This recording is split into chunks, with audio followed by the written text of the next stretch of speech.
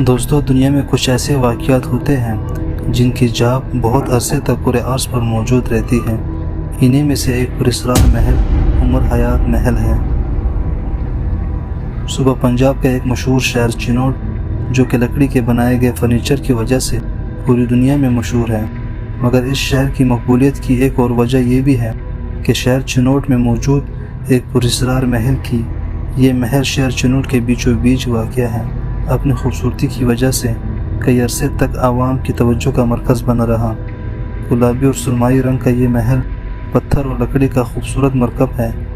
چنوٹ کے اس تاج محل کو محبت کی مثال سے تو نہیں، البتہ کسی پراسرار کہانی کے محل سے جانا جاتا ہے، جس کے دروازے اور کھڑکیوں پر بنے نایاب نقش و نگار اپنے مثال آپ ہیں۔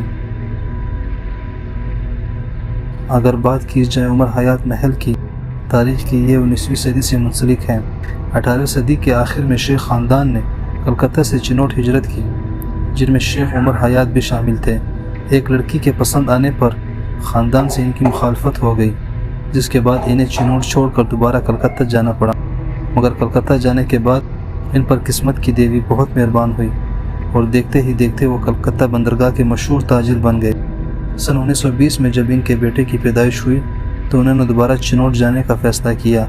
بیٹے اور بیوی کے ساتھ جب وہ چنوٹ واپس آئے تو انہوں نے اب چنوٹ میں اپنے بیٹے کے لیے ایک دلکش محل تعمیر کروانے کا فیصلہ کیا، جس کو گلزار محل کا نام دیا گیا۔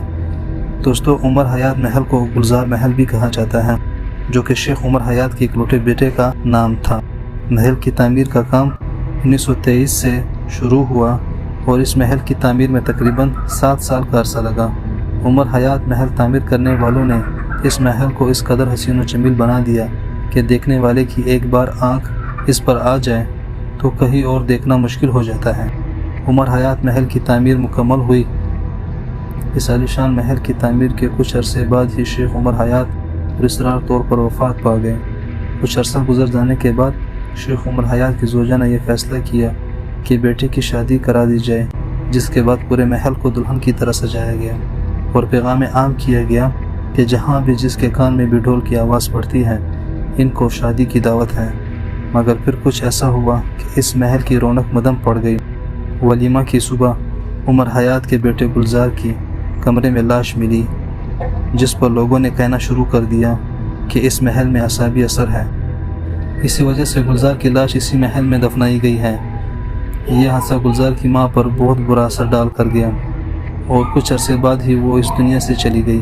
اس کی وفات کے بعد لوگوں نے یہ مشہور کر دیا کہ یہ محل حسیب زدہ ہے، اور پھر کچھ عرصے بعد اس محل کو گورنمنٹ نے اپنے تحویل میں لے لیا اور کچھ وقت بعد اس ہیبت ناک محل کو لائبریری اور میوزیم بنانے کا فیصلہ کیا گیا اور اس کے بعد اس کو عام لوگوں کے لیے کھول دیا گیا تھا۔ آج بھی یہ محل ایک پراسرار ہے۔